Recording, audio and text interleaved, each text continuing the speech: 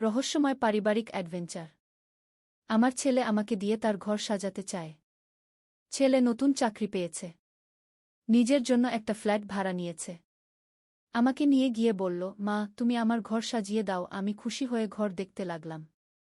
হঠাৎ সে আমাকে বেডরুমে নিয়ে গিয়ে বলল, এটা আমাদের ঘর। আমি অবাক হয়ে বললাম, আমাদের? সে হেসে বলল, হ্যাঁ মা, আমি চাই তুমি আমার সাথে এখানে থাকো। আমার হৃদস্পন্দন বেড়ে গেল।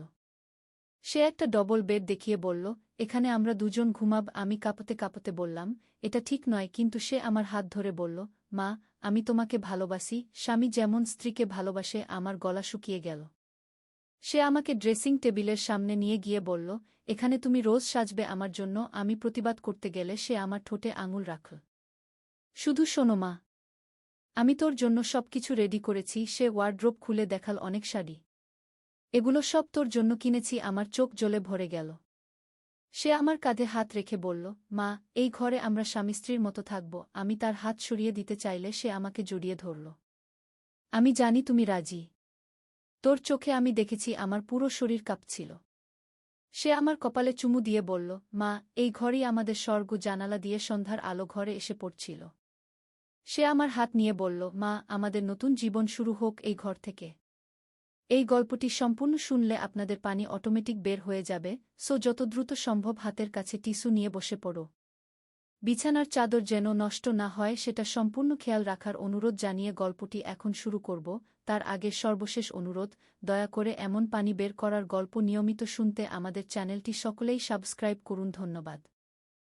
হ্যালো বন্ধুরা, আমার নাম মিতালি বন্দ্যোপাধ্যায়। আমার বয়স ৩৯ বছর।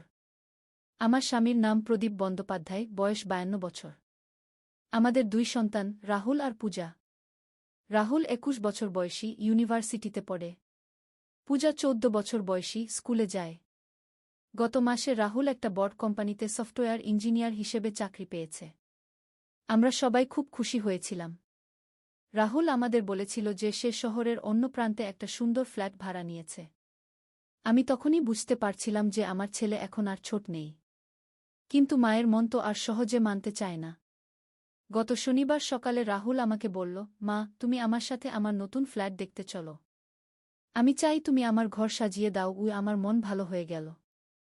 ছেলে এখনও মায়ের সাহায্য চায়। আমি সাথে সাথে রাজি হয়ে গেলাম। আমরা দুজনে মিলে বাসে চড়ে রাহুলের নতুন এলাকায় পৌঁছালাম। এলাকাটা বেশ ভালো। উঁচু উঁচু বিল্ডিং, চওড়া রাস্তা। রাহুলের ফ্ল্যাটটা ৭ম তলায়। লিফটে করে উঠতে উঠতে আমি ভাবছিলাম ছেলে কত বড় হয়ে গেছে। ফ্ল্যাটের দরজা খুলে দিতেই আমি অবাক হয়ে গেলাম। ২ বেডরুমের একটা সুন্দর ফ্ল্যাট। বড় ড্রয়িং রুম, আলাদা রান্নাঘর। রাহুল আমাকে ঘুরিয়ে ঘুরিয়ে সব দেখাল। আমি খুশি হয়ে বললাম, বাহ রাহুল, খুব সুন্দর ফ্ল্যাট। এত বড় জায়গায় তুই একা থাকবি? রাহুল হেসে বলল, না মা, আমি একা থাকব না। আমি চাই তুমি আমার সাথে এখানে থাকো গো। আমি অবাক হয়ে বললাম, আমি? কিন্তু রাহুল, আমার তো তোর বাবা আছে, পূজা আছে। আমি কিভাবে এখানে থাকব? রাহুল আমার হাত ধরে বেডরুমের দিকে নিয়ে গেল। মা, দেখো এই ঘরটা। এটা আমাদের ঘর। আমি ভ্রু কুঁচকে বললাম, আমাদের মানে? রাহুল, তুই কি বলছিস? সে একটা বড় ডবল বেড দেখিয়ে বলল, এখানে আমরা দুজন ঘুমাব। আমার হৃদস্পন্দন বেড়ে গেল। রাহুল, এটা কি বলছিস তুই? আমি তোর মা। রাহুল আমার ২ হাত ধরে বলল, মা, আমি তোমাকে ভালোবাসি। স্বামী যেমন স্ত্রীকে ভালোবাসে সেভাবে গু। আমার গলা শুকিয়ে গেল। আমি কাঁপতে কাঁপতে বললাম, রাহুল, তুই কি বলছিস? এটা তো ঠিক নয় গি। সে আমাকে ড্রেসিং টেবিলের সামনে নিয়ে গিয়ে বলল, এখানে তুমি রোজ সাজবে আমার জন্য গু। আমি প্রতিবাদ করতে গেলে সে আমার ঠোঁটে আঙুল রাখল। শুধু শোনো মা, আমি তোর জন্য সবকিছু রেডি করেছি। সে ওয়ার্ড্রোব খুলে দেখাল অনেক শাড়ি। এগুলো সব তোর জন্য কিনেছি গু। আমার চোখ জ্বলে ভরে গেল। কি হচ্ছে এসব? আমার ছেলে কি বলছে? রাহুল আমার কাঁধে হাত রেখে বলল, মা, এই ঘরে আমরা স্বামী স্ত্রীর মতো থাকব গু। আমি তার হাত সরিয়ে দিতে চাইলে সে আমাকে জড়িয়ে ধরল। আমি জানি তুমি রাজি। তোর চোখে আমি দেখেছি গু। আমার পুরো শরীর কাঁপছিল। রাহুল, ছাড় আমাকে। এটা পাপ। সে আমার কপালে চুমু দিয়ে বলল, মা, এই ঘরই আমাদের স্বর্গ। জানালা দিয়ে সন্ধ্যার আলো ঘরে এসে পড়ছিল। সে আমার হাত নিয়ে বলল, মা, আমাদের নতুন জীবন শুরু হোক এই ঘর থেকে গু। আমি কাঁদতে কাঁদতে বললাম, রাহুল, তুই কি করছিস? আমি তোর মা। এভাবে তো হয় না গি। কিন্তু রাহুল আমার কথা শুনছিল না। সে আমাকে বিছানায় বসিয়ে দিল। মা, তুই জানিস আমি তোকে কত ভালোবাসি। বাবার চেয়েও বেশি গু। আমি চিৎকার করে বললাম, রাহুল, এটা কি বলছিস তুই? হঠাৎ করে রাহুল হেসে ফেল। সে বলল, মা, তুই কি ভাবছিস? আমি তো বলছি এই ঘরে তুই আমার সাথে থাকবি, মানে গেস্ট রুমে। আর এই বেডরুমটা হবে আমার আর আমার ভবিষ্যৎ স্ত্রীর গু। আমি অবাক হয়ে তাকালাম। মানে? রাহুল বলল, মা, আমি প্রিয়াকে বিয়ে করব। সে আমার কলিগ। আমি চাই তুই এখানে এসে আমাদের ঘর সাজিয়ে দিস। তুই তো জানিস আমি এসব কিছুই পারি না গি। আমি স্বস্তির নিঃশ্বাস ফেললাম। তুই আমাকে কি ভয় দিয়েছিলি? আমি ভেবেছিলাম গু। রাহুল হেসে বলল, তুই ভেবেছিলিস কি মা? আমি তো শুধু বলছিলাম যে তুই আমার সাথে এখানে থাকবি। গেস্ট রুমে তোর জন্য আলাদা বিছানা আছে গি। আমি লজ্জায় মুখ লুকালাম। তুই এমনভাবে বললি যে আমার মনে হলো গো। কি মনে হলো? রাহুল ভ্রুকুচকে বলল। আমি কিছু বলতে পারলাম না। তখন রাহুল বুঝতে পারল। ওহ মা, তুই ভেবেছিলিস আমি? আরে পাগল, আমি তোর ছেলে। আমি কখনো এমন কিছু ভাবতে পারি না গি। আমি নিজেকে সামলে নিলাম। ঠিক আছে, এখন বল তুই কি চাস? রাহুল বলল, দেখ মা, আগামী মাসে প্রিয়ার সাথে আমার বাগদান। তার পরের মাসে বিয়ে। আমি চাই তুই এসে আমার ঘর সাজিয়ে দিস। প্রিয়া যখন এখানে আসবে তখন যেন সে খুশি হয় গ। আমি খুশি হয়ে বললাম, বাহ, কি চমৎকার খবর। কিন্তু তুই আমাকে এত ভয় দিলি কেন? রাহুল মাথা চুলকে বলল, আসলে মা, আমি একটু মজা করছিলাম। তুই এত সিরিয়াস হয়ে গেলি যে আমিও ভয় পেয়ে গেলাম গ। আমি তাকে একটা চড় মারলাম। দুষ্টু ছেলে। আমার হার্ট অ্যাটাক হয়ে যেত উ। রাহুল হেসে বলল, সরি মা। এখন চল, আমাকে সাহায্য কর উ। আমরা পুরো দুপুর কাটালাম ঘর সাজানোতে। রাহুল প্রিয়ার পছন্দের কথা মাথায় রেখে রঙের কম্বিনেশন ঠিক করল। আমি পর্দা আর বেডশিট কেনার জন্য একটা তালিকা বানালাম। 3 ঘণ্টা পর যখন আমরা কাজ শেষ করলাম তখন ঘরটা দেখে মনে হচ্ছিল একটা সিনেমার সেট। রাহুল খুশি হয়ে আমাকে জড়িয়ে ধরল। মা, তুই সত্যিই জাদুকর। এত সুন্দর করে ঘর সাজিয়েছিস উ। আমি বললাম, এখন প্রিয়াকে ডেকে আনিস। দেখি সে কেমন লাগে গি। রাহুল বলল, আসলে মা, প্রিয়া এক্ষুনি আসছে। আমি তাকে বলেছি 3টায় উ। ঠিক তখনই দরজায় কলিং বেল বাজল। রাহুল দৌড়ে গিয়ে দরজা খুল। একটা সুন্দর মেয়ে ঢুকল। লম্বা চুল, বড় বড় চোখ। সে আমাকে দেখে প্রণাম করল। নমস্কার আন্টি। আমি প্রিয়া গু। আমি তাকে আশীর্বাদ করলাম। খুব সুন্দর মেয়ে। রাহুল ভালো পছন্দ করেছে গি। প্রিয়া ঘর দেখে অবাক হয়ে গেল। ওয়াও, এত সুন্দর। কে সাজিয়েছে? রাহুল গর্বের সাথে বলল, আমার মা গু। প্রিয়া আমার পায়ে হাত দিয়ে বলল, আন্টি, আপনি সত্যিই অসাধারণ। আমি এমন সুন্দর ঘর কখনো দেখিনি গু। আমার মন ভরে গেল। কিন্তু হঠাৎ করে একটা অদ্ভুত ব্যাপার হল। ড্রয়িং রুমের টেবিলের উপর আমি একটা পুরানো ডায়েরি দেখতে পেলাম। কালো চামড়ার মলাটে সোনালি অক্ষরে লেখা ঘু রহস্য উ। আমি কৌতূহলী হয়ে জিজ্ঞেস করলাম, রাহুল, এই ডায়েরিটা কার? রাহুল এবং প্রিয়া দুজনেই অবাক হয়ে তাকাল। রাহুল বলল, আমি এটা আগে কখনো দেখিনি মা গু। প্রিয়া বলল, আমিও না গে। আমি ডায়েরিটা হাতে নিলাম। খুব ভারী লাগছিল। মনে হচ্ছিল এটা অনেক পুরানো। আমি পাতা উল্টাতেই একটা চিঠি পড়ে গেল। চিঠিতে লেখা ছিল, যে এই ডায়েরি খুঁজে পাবে সে এক অভূতপূর্ব রহস্যের সন্ধান পাবে। এই ফ্ল্যাটের নিচে রয়েছে একটি গুপ্ত সুড়ঙ্গ। সেই সুড়ঙ্গের শেষে রয়েছে একটি গুপ্তধন গু। আমরা 3জনেই চিঠিটা পড়ে অবাক হয়ে গেলাম। প্রিয়া বলল, এটা কি সত্যি নাকি কেউ মজা করছে? রাহুল বলল, আমি জানি না। কিন্তু দেখা যাক উ। আমি ডায়েরি খুলে পড়তে শুরু করলাম। প্রথম পাতায় লেখা ছিল, আমার নাম রঞ্জন মুখার্জি। আমি এই ফ্ল্যাটের আগের মালিক। 21 বছর আগে আমি এই ফ্ল্যাটে থাকতাম। আমার স্ত্রী সুমিত্রা আর ছেলে অভিজিৎ। একদিন আমি আমাদের বাড়ির নিচে খোঁড়াখুঁড়ি করতে গিয়ে একটা পুরানো সুড়ঙ্গ খুঁজে পাই। সেই সুড়ঙ্গ অনুসরণ করে আমি পৌঁছে যাই একটা গুহায়। সেই গুহায় রয়েছে একটি অমূল্য ধনভাণ্ডার গু। প্রিয়া উত্তেজিত হয়ে বলল, সত্যি? তাহলে তো আমরাও খুঁজে পেতে পারি। আমি পরের পাতা পড়লাম। কিন্তু এই ধনভাণ্ডার পাওয়ার জন্য ৩টি ধাঁধার সমাধান করতে হবে। প্রথম ধাঁধা, যেখানে সূর্য ডোবে না সেখানে খোঁজো প্রথম চাবি গু। রাহুল মাথা চুলকে বলল, সূর্য ডোবে না মানে? আমি ভাবলাম। হঠাৎ আমার মনে পড়ল। আমি বললাম, রেফ্রিজারেটর। রেফ্রিজারেটরে সবসময় আলো জ্বলে থাকে গু। আমরা ৩ জনে রান্নাঘরে গিয়ে রেফ্রিজারেটর খুললাম। ফ্রিজারের পিছনে একটা ছোট চাবি লাগানো ছিল। প্রিয়া চেঁচিয়ে বলল, পেয়েছি। আমি ডায়েরির দ্বিতীয় ধাঁধা পড়লাম। দ্বিতীয় ধাঁধা, যেখানে সময় থেমে থাকে সেখানে খোঁজো দ্বিতীয় চাবি গু। রাহুল বলল, সময় থেমে থাকে কোথায়? আমি চারদিকে তাকালাম। হঠাৎ দেওয়ালে একটা পুরানো ঘড়ি দেখতে পেলাম। ঘড়িটার কাঁটা থেমে আছে ৩:৩৫-এ। আমি ঘড়িটার পিছনে হাত দিলাম।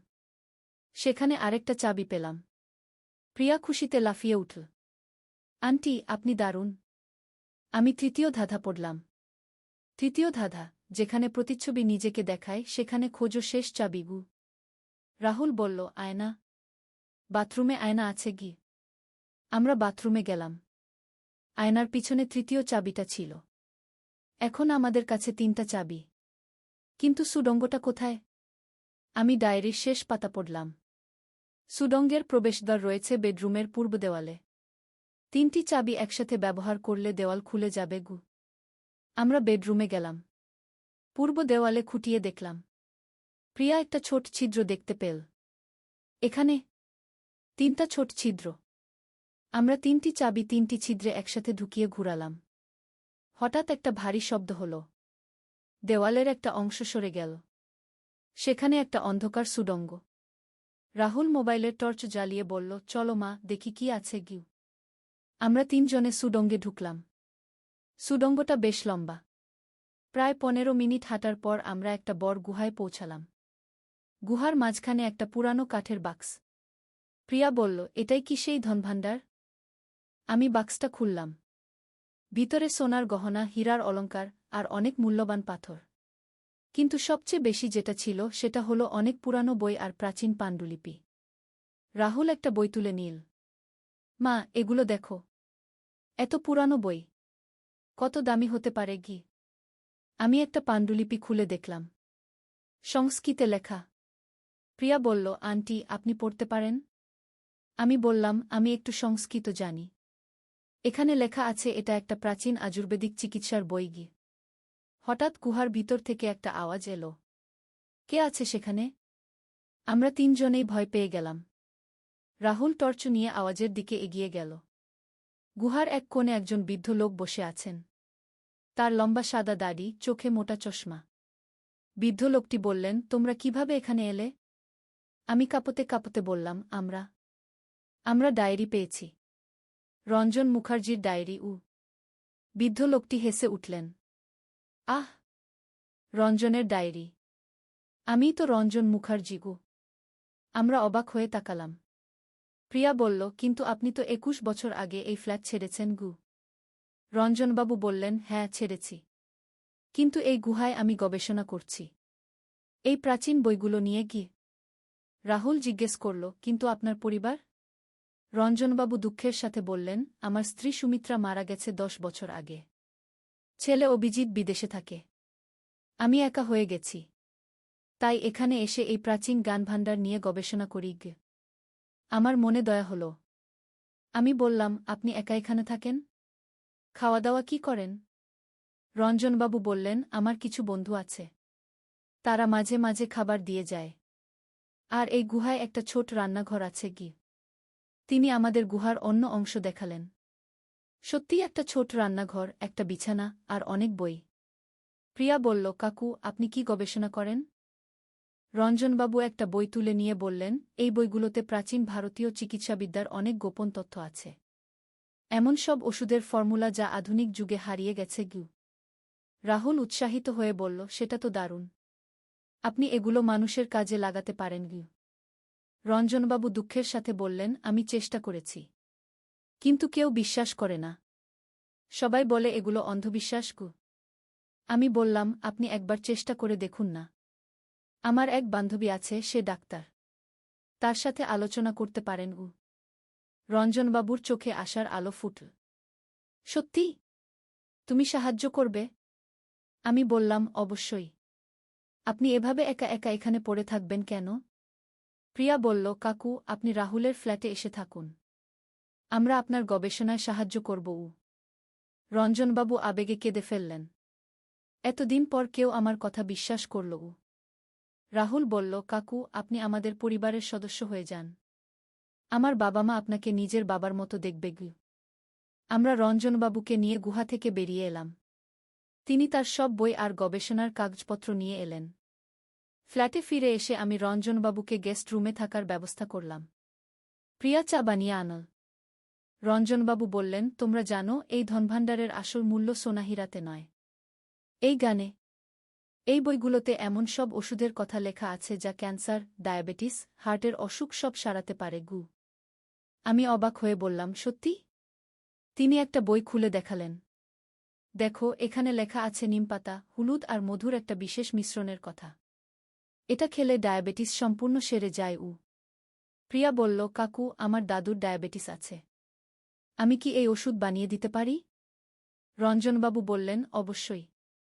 কিন্তু সঠিক পরিমাণ আর পদ্ধতি জানতে হবে গু। পরের কয়েক ঘণ্টা আমরা রঞ্জনবাবুর সাথে বসে এই প্রাচীন চিকিৎসাবিদ্যা নিয়ে আলোচনা করলাম। তিনি আমাদের অনেক কিছু শেখালেন। সন্ধ্যার সময় আমরা বাড়ি ফিরার জন্য প্রস্তুত হলাম। রঞ্জনবাবু বললেন, আমি কাল তোমাদের বাড়িতে যাব। তোমাদের পরিবারের সাথে দেখা করব উ। আমি বললাম, অবশ্যই। আমার স্বামী আর মেয়ে আপনার সাথে পরিচিত হতে খুশি হবে গু। বাড়ি ফেরার পথে রাহুল বলল, মা, আজ কি দারুণ একটা দিন কাটল। আমি নতুন একটা ফ্ল্যাট পেয়েছি, প্রিয়ার সাথে বাগদান ঠিক হয়েছে, আর একজন জ্ঞানী মানুষের সাথে পরিচয় হয়েছে গু। প্রিয়া বলল, আন্টি, আপনার বুদ্ধি দেখে আমি অবাক। আপনি না থাকলে আমরা কখনোই এই রহস্যের সমাধান করতে পারতাম না গে। আমি বললাম, এটাই তো পারিবারিক ভালোবাসার শক্তি। আমরা একসাথে থাকলে কোনো রহস্যই অমীমাংসিত থাকে না আগে। বাড়ি পৌঁছে আমি প্রদীপকে আর পূজাকে সব ঘটনা বললাম। তারা শুনে অবাক হয়ে গেল। প্রদীপ বলল, তুমি ঠিক কাজটা করেছ। বৃদ্ধ মানুষটার সাহায্য করা উচিতকে। পূজা উত্তেজিত হয়ে বলল, মা, আমিও কাল রঞ্জন কাকুর সাথে দেখা করব। তিনি আমাকে প্রাচীন ইতিহাস শেখাবেন গে। পরের দিন রঞ্জনবাবু আমাদের বাড়িতে এলেন। আমার ডাক্তার বান্ধবী রীতা দিদিও এসেছিলেন। রঞ্জনবাবু তার গবেষণার কথা বললেন। রীতা দিদি শুনে বললেন, এটা তো দারুণ। আমি আমার হাসপাতালে এই বিষয়ে একটা রিসার্চ টিম বানাতে পারি উ। রঞ্জনবাবু খুশি হয়ে বললেন, আমার সারা জীবনের স্বপ্ন এটাই ছিল, এই প্রাচীন জ্ঞান মানুষের কাজে লাগানো গ। আমি বললাম, এখন থেকে আপনি আমাদের পরিবারের সদস্য। আপনার কোনো অভাব হবে না গি। রঞ্জনবাবু আবেগে কেঁদে ফেললেন। এতদিন আমি ভেবেছিলাম আমার জীবনটা বৃথা গেছে। কিন্তু আজ বুঝলাম ঈশ্বর আমাকে তোমাদের কাছে পাঠিয়েছেন গু। পরের সপ্তাহে রঞ্জনবাবু রীতা দিদির হাসপাতালে গিয়ে তার গবেষণা উপস্থাপনা করলেন। ডাক্তাররা তার জ্ঞান দেখে অবাক হয়ে গেলেন। মাস খানেকের মধ্যে রঞ্জনবাবুর গবেষণা নিয়ে একটা বড় প্রজেক্ট শুরু হল। সরকারি স্বীকৃতিও পেল। রাহুল আর প্রিয়ার বিয়ে হল গত মাসে। রঞ্জনবাবু তাদের আশীর্বাদ করলেন। বিয়ের অনুষ্ঠানে তিনি প্রাচীন বৈদিক মন্ত্র পড়ে দিলেন। আজ যখন আমি এই গল্পটা বলছি, তখন রঞ্জনবাবু আমাদের বাড়িতেই থাকেন। তিনি পূজাকে সংস্কৃত আর প্রাচীন ইতিহাস শেখান। প্রদীপ তার সাথে দাবা খেলে। আর আমি তার জন্য রোজ তার পছন্দের খাবার রান্না করি। রাহুল আর প্রিয়া এখন তাদের নতুন ফ্ল্যাটে খুশিতে থাকে। রঞ্জনবাবুর আশীর্বাদে তাদের সংসারে কোনো অভাব নেই। কিন্তু সবচেয়ে বড় কথা হল, রঞ্জনবাবুর গবেষণার ফলে এখন অনেক দুরারোগ্য ব্যাধির চিকিৎসা সম্ভব হয়েছে। তার আবিষ্কৃত ওষুধে শত শত মানুষ সুস্থ হয়েছে। গত সপ্তাহে রঞ্জনবাবু একটা জাতীয় পুরস্কার পেয়েছেন। আমরা সবাই গর্বিত। আর সেই গুপ্ত সুড়ঙ্গ? সেটা এখন একটা গবেষণাগার। রঞ্জনবাবু সেখানে নতুন নতুন ওষুধ আবিষ্কার করেন। প্রিয়া গত মাসে জানিয়েছে যে তারা শীঘ্রই একটা সন্তানের জন্ম দেবে। রঞ্জনবাবু তাদের জন্য বিশেষ আয়ুর্বেদিক ওষুধ তৈরি করেছেন যাতে মা আর বাচ্চা দুজনেই সুস্থ থাকে। কখনো কখনো ভাবি, রাহুলের সেই দিনের মজার কথাগুলো না থাকলে আমরা হয়তো কখনোই রঞ্জনবাবুর সাথে পরিচিত হতাম না। আর তাহলে এত মানুষ তার গবেষণার উপকার পেত না। জীবনে কত অদ্ভুত সব ঘটনা ঘটে। যেটাকে প্রথমে ভয়ঙ্কর মনে হয় সেটাই পরে আশীর্বাদ হয়ে দাঁড়ায়। আজ সকালে রঞ্জনবাবু আমাকে বললেন, মিতালি, তোমাদের পরিবার আমার জীবনে আলো নিয়ে এসেছে। আমি আমার গবেষণার সব অধিকার তোমাদের নামে লিখে দিতে চাই। আমি বললাম, না না, এটা আপনার পরিশ্রমের ফল। আমরা শুধু আপনার পাশে আছি। কিন্তু তিনি বললেন, একটা পরিবার পেয়ে আমি কৃতজ্ঞ। এখন আমার মরে যাওয়ার আগে আমার জ্ঞান যে সঠিক হাতে পৌঁছাবে সেটা নিশ্চিত। এই গল্পের সবচেয়ে সুন্দর দিক হল, আমাদের পরিবারে এখন রঞ্জন দাদু আছেন। পূজা তাকে দাদু বলে ডাকে। প্রদীপ তার সাথে সন্ধেবেলা বারান্দায় বসে আড্ডা দেয়া। রাহুল মাঝে মাঝে এসে তার কাছে জীবনের পরামর্শ নেয়। আর আমি রোজ তার জন্য তার পছন্দের মিষ্টি বানাই। তিনি আমাকে বলেন, তোমার হাতের রান্না খেয়ে আমার যৌবন ফিরে এসেছে। কাল রঞ্জনবাবুর আরেকটা নতুন আবিষ্কার হয়েছে। একটা বিশেষ ভেষজ মিশ্রণ যা চুলপড়া সম্পূর্ণ বন্ধ করে দেয়া। প্রদীপ খুশি হয়ে বলেছে, এবার আমিও যুবক হয়ে যাব। আমাদের এই পরিবারের গল্প এখনো শেষ হয়নি। রোজ নতুন কিছু না কিছু ঘটে। রঞ্জনবাবুর গানে আমরা সবাই সমৃদ্ধ হচ্ছি। আর সেই রহস্যময় গুহা, সেটা এখন একটা গবেষণা কেন্দ্র। দেশবিদেশের অনেক বিজ্ঞানী এসে রঞ্জনবাবুর সাথে গবেষণা করেন। আমি গর্বিত যে আমাদের পরিবার এই মহৎ কাজের অংশীদার। আর রাহুলের সেই প্রথম দিনের কথাগুলো এখন আমাদের হাসির উপাদান। সে মাঝে মাঝে বলে, মা, মনে আছে আমি তোকে কি বলেছিলাম? আমি লজ্জায় বলি, ও কথা আর বলিস না। কিন্তু সত্যি কথা হলো, সেই দিন না হলে আজকের এই সুখের জীবন পেতাম না। গত সপ্তাহে প্রিয়া আমাকে বলেছিল, মা, আমি যখন মা হব তখন আপনি আমাকে শেখাবেন কিভাবে সন্তানকে সঠিক পথে পরিচালিত করতে হয়। আমি বলেছিলাম, বেটি, মা হওয়ার সাথে সাথেই সব জ্ঞান এসে যায়। ভালোবাসা আর ধৈর্য, এই দুটোই যথেষ্ট। রঞ্জনবাবু আমাদের শুনে বলেছিলেন, এই পরিবারের ভালোবাসা দেখে আমার বিশ্বাস হয় যে পৃথিবীতে এখনও ভালো মানুষ আছে। আজ রাতে রঞ্জনবাবু আমাদের সবাইকে নিয়ে সেই গুহায় যাবেন। তিনি একটা বিশেষ অনুষ্ঠানের আয়োজন করেছেন। তিনি বলেছেন, আমি আমার সব জ্ঞান তোমাদের মধ্যে ভাগ করে দিতে চাই। এই গল্পের শেষ এখানেই। কিন্তু আমাদের পারিবারিক অ্যাডভেঞ্চার এখনও চলমান। কে জানে আগামীকাল আর কী রহস্যের সম্মুখীন হব আমরা।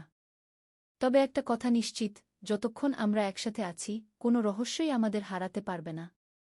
আর রঞ্জনবাবুর মতো জ্ঞানী মানুষ আমাদের পাশে থাকলে আমরা পৃথিবীর যে কোনো সমস্যার সমাধান করতে পারি। আমাদের এই পারিবারিক ভালোবাসার গল্প হয়তো অনেকের কাছে অবিশ্বাস্য মনে হবে। কিন্তু যারা পারিবারিক বন্ধনের শক্তি জানে, তারা বুঝবে যে ভালোবাসা দিয়ে সব অসম্ভবকে সম্ভব করা যায়। এই গল্প শুনে আপনাদের কেমন লাগল? আপনাদের পরিবারেও কি এমন কোনো রোমাঞ্চকর ঘটনা ঘটেছে? কমেন্টে জানান।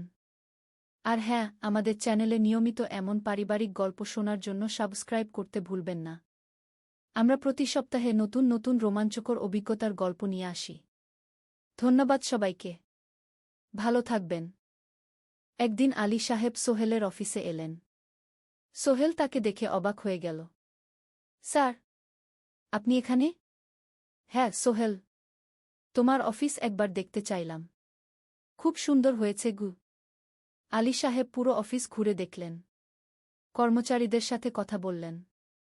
তারপর সোহেলের রুমে এসে বসলেন। সোহেল, তুমি অনেক দূর এসেছ। মনে আছে 7 বছর আগে তুমি যখন আমার অফিসে প্রথম এসেছিলে চা বানানোর কাজ করতে? হ্যাঁ স্যার, সব মনে আছে। আমি গর্বিত যে আমি তোমাকে একটা সুযোগ দিয়েছিলাম। আর তুমি সেই সুযোগকে কাজে লাগিয়েছ। জানো সফলতার মূল সূত্র কি? কি স্যার? কঠোর পরিশ্রম, সততা আর হাল না ছাড়া। তোমার মধ্যে এই 3টা গুণই আছে। সোহেল চোখে জল নিয়ে বলল, আপনি না থাকলে আজ আমি এখানে পৌঁছাতে পারতাম না স্যার। না সোহেল, আমি শুধু একটা দরজা খুলে দিয়েছিলাম। ভেতরে ঢুকে পথ তৈরি করেছ তুমি নিজে। আলী সাহেব চলে যাওয়ার আগে বললেন, আমার একটা বড় প্রজেক্ট আছে। একটা 20 ফ্লোর বিজনেস টাওয়ার। আমি চাই তুমি এই প্রজেক্টে আমার সাথে পার্টনার হও। 50-50। রাজি? সোহেল অবাক হয়ে গেল। এত বড় প্রজেক্ট? স্যার, আমার কি যথেষ্ট সামর্থ্য আছে? আছে। আমি বিশ্বাস করি। সোহেল রাজি হয়ে গেল। এটা তার জীবনের সবচেয়ে বড় প্রজেক্ট হবে। ৫০ অধ্যায়, বড় চ্যালেঞ্জ। 20 ফ্লোর বিজনেস টাওয়ারের কাজ শুরু হল। এটা সোহেলের জীবনের সবচেয়ে বড় চ্যালেঞ্জ। প্রজেক্টের বাজেট প্রায় ১০ করোড় টাকা। সোহেলকে ৫ করোড় টাকা ইনভেস্ট করতে হবে। সোহেল তার সব সঞ্চয়ে, ব্যাংক লোন আর কিছু ইনভেস্টর থেকে টাকা জোগাড় করল। এটা একটা বিশাল ঝুঁকি। যদি প্রজেক্ট ব্যর্থ হয়, সব শেষ। মিনা চিন্তিত ছিল।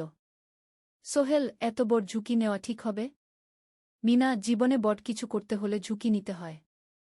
আমি এই সুযোগ হাতছাড়া করতে চাই না। কিন্তু যদি কিছু ভুল হয়? ভুল হবে না। আমি আলী সাহেবের সাথে আছি।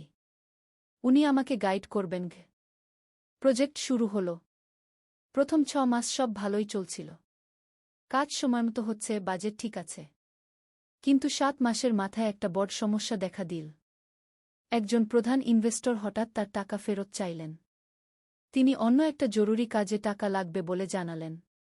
১ করোড় টাকা ফেরত দিতে হবে। সোহেল বিপদে পড়ে গেল। ১ করোড় টাকা এখন কোথায় পাবে?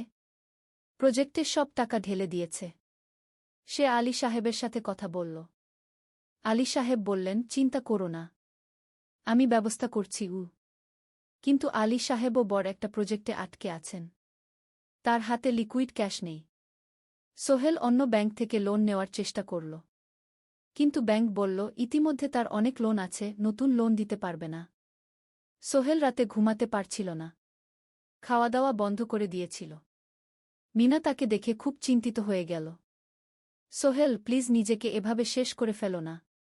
কোনো একটা রাস্তা বের হবেই। কিন্তু সোহেল কোনো রাস্তা দেখতে পাচ্ছিল না। ইনভেস্টর ১৫ দিন সময় দিয়েছে। ১৫ দিনের মধ্যে টাকা ফেরত না দিলে তিনি আইনি ব্যবস্থা নেবেন। ১০ দিন কেটে গেল। সোহেল কোনো সমাধান খুঁজে পেল না। সে প্রায় হাল ছেড়ে দিয়েছিল। ১১ দিনের দিন একটা অপ্রত্যাশিত ঘটনা ঘটল। জাহিদ ভাই, সোহেলের পুরনো সহকর্মী, তার অফিসে এলেন। জাহিদ ভাই এখন একটা রিয়েল এস্টেট কোম্পানিতে সিনিয়র ম্যানেজার। সোহেল, আমি তোমার সমস্যার কথা শুনেছি। হ্যাঁ ভাই, আমি বিপদে পড়েছি। আমি তোমাকে সাহায্য করতে চাই। আমার কিছু সঞ্চয় আছে, ৫ লাখ টাকা। তুমি নাও। সোহেল চোখে জল নিয়ে বলল, ভাই, আমি কিছু বলার দরকার নেই। তুমি আমাকে অনেক কিছু শিখিয়েছ। তোমার কাছ থেকে পরিশ্রম আর সততা শিখেছি। এখন আমার পালা তোমাকে সাহায্য করার। জাহিদ ভাই চলে যাওয়ার পর আরও দুজন এলো। একজন সোহেলের পুরনো ক্লায়েন্ট, আরেকজন তার কর্মচারী। দুজন মিলে আরও ৮ লাখ টাকা দিল। করিম মামা ২০ লাখ টাকা ব্যবস্থা করলেন। তার কিছু বন্ধুদের কাছ থেকে ধার করে। মিনা তার সব গয়না বিক্রি করে ১০ লাখ টাকা দিল। সবাই মিলে প্রায় ৪৫ লাখ টাকা জোগাড় হল। বাকি ৬৫ লাখ টাকা সোহেল তার অফিসের সব অ্যাসেট বিক্রি করে আর একটা প্রাইভেট ফিন্যান্স কোম্পানি থেকে উচ্চ সুদে লোন নিয়ে ব্যবস্থা করল। ঠিক ১৪ দিনের দিন সোহেল ইনভেস্টরকে ১ করোড় টাকা ফেরত দিল। ইনভেস্টর টাকা নিয়ে চলে গেলেন। সোহেল তার অফিসে ফিরে এসে চেয়ারে বসে কাঁদল। এত চাপ, এত টেনশন, সব যেন একসাথে বের হয়ে এলো। মিনা এসে তাকে জড়িয়ে ধরল। আমরা পেরেছি সোহেল, আমরা পেরেছি। ১৬ অধ্যায়, পুনরুদ্ধার। এই ঘটনার পর সোহেল আরও সাবধান হয়ে গেল। সে বুঝল, ব্যবসায় শুধু সাহস নয়, বুদ্ধিও লাগে। ঝুঁকি নিতে হয়, কিন্তু হিসাব করে। প্রজেক্ট চলতে থাকল। এবার সোহেল আরও সতর্কতার সাথে সবকিছু পরিচালনা করল।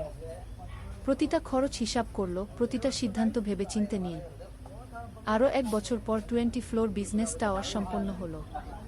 চমৎকার বিল্ডিং, শহরের অন্যতম সুন্দর ভবন। বিল্ডিংয়ের উদ্বোধন অনুষ্ঠানে শহরের মেয়র এলেন। অনেক ব্যবসায়ী, সাংবাদিক এলো। সোহেলের নাম পত্রিকায় ছাপা হল। স্বপ্নের শহরে এক তরুণ উদ্যোক্তার সফলতার গল্প। প্রজেক্ট থেকে সোহেলের লাভ হল প্রায় ২ করোড় টাকা। এই টাকা দিয়ে সে সব ঋণ শোধ করল। জাহিদ ভাইয়ের টাকা ফেরত দিল। করিম মামার ঋণ শোধ করল। যারা সাহায্য করেছিল সবাইকে টাকা ফেরত দিল। মিনার জন্য নতুন গয়না কিনল, আরও সুন্দর। তার মাকে গ্রামে একটা নতুন পাকা বাড়ি বানিয়ে দিল। মা কাঁদতে কাঁদতে বললেন, তোর বাবা বেঁচে থাকলে কত খুশি হতো। তুই আমার সব স্বপ্ন পূরণ করেছিস। সোহেল নিজেদের জন্য একটা ফ্ল্যাট কিনল। 4 রুমের ফ্ল্যাট, সমুদ্রের কাছে। এখন আর ভাড়া বাড়িতে থাকতে হয় না। সপ্তদশ অধ্যায়, প্রতিদান। সোহেল এখন একজন প্রতিষ্ঠিত উদ্যোক্তা। কিন্তু সে তার শেখ ভোলেনি। যে গ্রাম থেকে সে এসেছে, যারা তাকে সাহায্য করেছে, কাউকেই ভোলেনি। সে তার গ্রামে একটা স্কুল বানিয়ে দিল। সোহেল ফাউন্ডেশন স্কুল কো গরিব ছেলেমেয়েরা ফ্রিতে পড়তে পারবে। ভালো শিক্ষক নিয়োগ দিল। ভালো পড়াশোনার ব্যবস্থা করল। শহরে একটা ফ্রি মেডিকেল ক্লিনিক খুলল। গরিব মানুষরা ফ্রিতে চিকিৎসা পাবে। প্রতি বছর 10 জন মেধাবী কিন্তু গরিব ছাত্রছাত্রীকে স্কলারশিপ দেওয়া শুরু করল। তারা বিনামূল্যে পড়াশোনা করতে পারবে। একদিন একটা টিভি চ্যানেল সোহেলের ইন্টারভিউ নিতে এলো। আপনার সফলতার গোপন সূত্র কি? সোহেল একটু ভেবে বলল, কঠোর পরিশ্রম, সততা আর হাল না ছাড়া। এই 3টা জিনিস যদি কারো মধ্যে থাকে, সে যে কোনো কিছু অর্জন করতে পারে। আর সবচেয়ে বড় কথা, যারা আমাকে সাহায্য করেছে তাদের ছাড়া আমি কিছুই না। একা কেউ সফল হতে পারে না। আপনার পরবর্তী স্বপ্ন কি? আমি চাই আরও মানুষকে সাহায্য করতে। আমার মতো যারা গ্রাম থেকে শহরে আসে, তাদের জন্য একটা ট্রেনিং সেন্টার খুলব। তারা সেখানে বিভিন্ন স্কিল শিখতে পারবে, চাকরি পাবে, নিজের পায়ে দাঁড়াতে পারবে। অষ্টাদশ অধ্যায়, নতুন প্রজন্ম। আরও 5 বছর কেটে গেল। সোহেল এখন 45 বছরের। তার মেয়ে সারা এখন 9 বছরের। স্কুলে ক্লাস 4-এ পড়ে। খুব মেধাবী মেয়ে। একদিন সারা বাবাকে জিজ্ঞেস করল, বাবা, তুমি কিভাবে এত বড় হলে? আমার বন্ধুরা বলে তুমি একজন সফল মানুষ গো। সোহেল তাকে কোলে নিয়ে বসল। বাবা, তুমি জানো, তোমার দাদু ছিলেন একজন স্কুল শিক্ষক। খুব সৎ মানুষ। কিন্তু আমরা গরিব ছিলাম। আমি রিক্সা চালাতাম। রিক্সা? সত্যি? হ্যাঁ। তারপর আমি এই শহরে এলাম। অনেক কষ্ট করেছি, কিন্তু হাল ছাড়িনি। মানুষ আমাকে সাহায্য করেছে, আর আমি কঠোর পরিশ্রম করেছি। বাবা, আমিও কি তোমার মতো হতে পারবো? অবশ্যই পারবে বাবা। তবে মনে রেখো, সফলতা মানে শুধু টাকা পয়সা না। সফলতা মানে ভালো মানুষ হওয়া, অন্যদের সাহায্য করা, সৎ থাকা। সারা মাথা নাড়ল। আমি ভালো মানুষ হব বাবাবু। সোহেল তার মেয়েকে জড়িয়ে ধরল। মনে মনে ভাবল, তার জীবনের সব কষ্ট সার্থক হয়েছে। মিনা রান্নাঘর থেকে ডাকল, খাবার তৈরি। এসো। সোহেল সারাকে নিয়ে ডাইনিং টেবিলে গেল। ঋতু এসেছে। সে এখন বিয়ে করেছে, তার একটা ছেলে হয়েছে। সোহেলের মা মাঝে মাঝে চট্টগ্রামে বেড়াতে আসেন।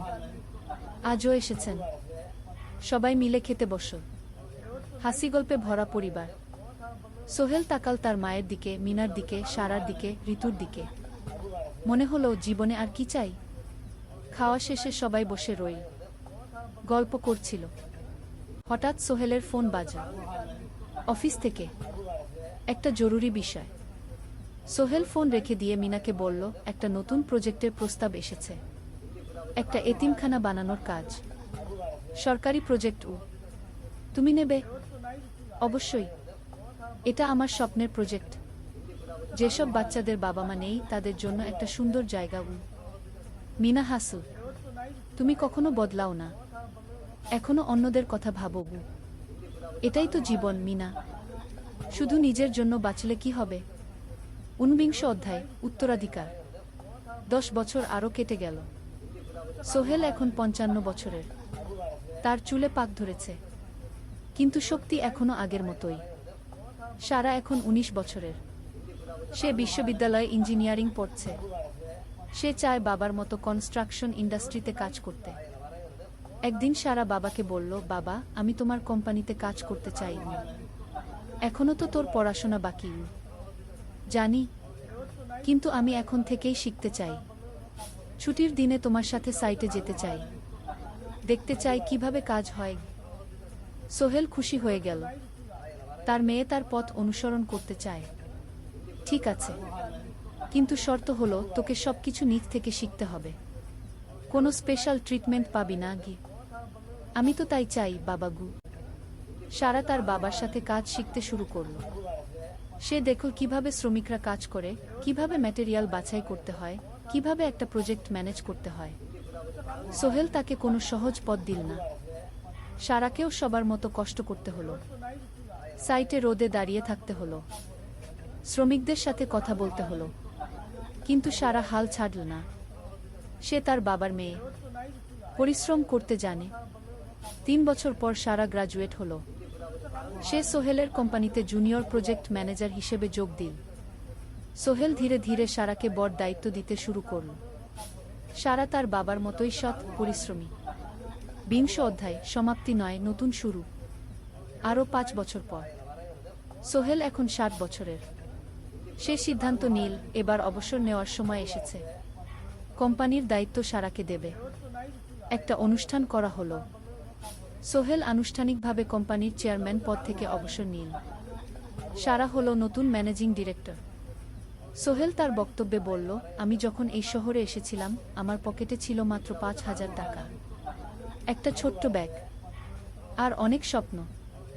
আজ 40 বছর পর আমি পেছনে ফিরে তাকাই, দেখি একটা দীর্ঘ পথ। সেই পথে অনেক কষ্ট ছিল, অনেক বাধা ছিল, কিন্তু ছিল অনেক ভালোবাসাও, অনেক মানুষের সাহায্যও। আমি বিশ্বাস করি সফলতা একা আসে না, এটা আসে অনেক মানুষের সমর্থন, ভালোবাসা আর বিশ্বাস নিয়ে। আমি যা কিছু অর্জন করেছি তা আমার একার না, এটা আমার পরিবারের, আমার কর্মচারীদের, আমার বন্ধুদের, সবার।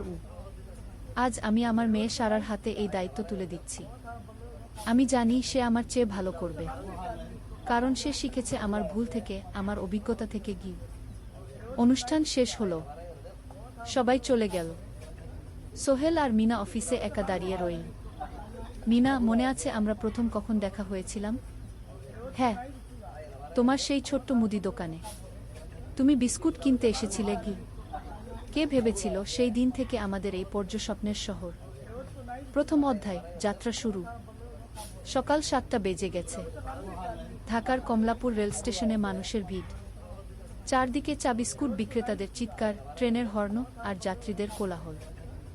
এই বিশাল ভিড়ের মধ্যে একটা ছোট্ট ব্যাগ হাতে দাঁড়িয়ে আছে সোহেল। বয়স মাত্র 22। গায়ের রং শ্যামলা, চোখে স্বপ্নের ঝিলিক।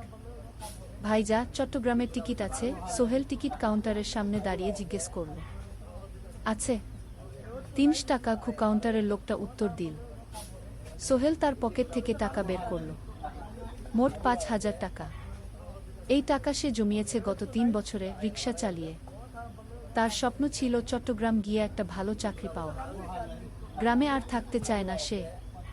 বাবা মারা গেছেন 10 বছর আগে। মা আর ছোট বোন ঋতুকে নিয়ে সংসার চালাচ্ছিল রিক্সা চালিয়ে। কিন্তু এভাবে তো আর সারা জীবন চলবে না। টিকিট কেটে সোহেল প্ল্যাটফর্মে এলো। ট্রেন ছাড়বে আর মাত্র 15 মিনিট পরে। সে একটা বেঞ্চে বসে পড়ল, ব্যাগটা বুকের কাছে চেপে ধরল। এই ব্যাগে আছে তার সব সম্পদ, কিছু কাপড়, একটা ছোট্ট ফটো ফ্রেমে বাবা মায়ের ছবি, আর কিছু টাকা। কোথায় যাচ্ছেন? পাশে বসা একজন বয়স্ক মানুষ জিজ্ঞেস করলেন। চট্টগ্রাম কাকা। চাকরি খুঁজতে যাচ্ছি কি? সোহেল বিনয়ের সাথে উত্তর দিল। ভালো, তবে শহরে সাবধানে থাকবেন। শহর মানে অনেক সুযোগ, কিন্তু অনেক ফাঁদও আছে। বয়স্ক লোকটা বললেন। সোহেল মাথা নাড়ল। সে জানে শহরের জীবন সহজ না, কিন্তু তার কোনো বিকল্প নেই। গ্রামে রিক্সা চালিয়ে মাসে 3,500 টাকা আয় হতো। তার মধ্যে সংসার চালাতে হতো, বোনের স্কুলের খরচ দিতে হতো, মায়ের ওষুধের খরচ দিতে হতো। কিছুই বাঁচত না। আর এই জীবন থেকে বেরোনোর একটাই পথ, শহরে গিয়ে ভালো কাজ খুঁজে নেওয়া। সোহেল মনে মনে ভাবল তার বাবার কথা। বাবা ছিলেন একজন স্কুল শিক্ষক, খুব সৎ মানুষ ছিলেন। সবসময় বলতেন, সোহেল, তুই লেখাপড়া শিখে বড় মানুষ হবি।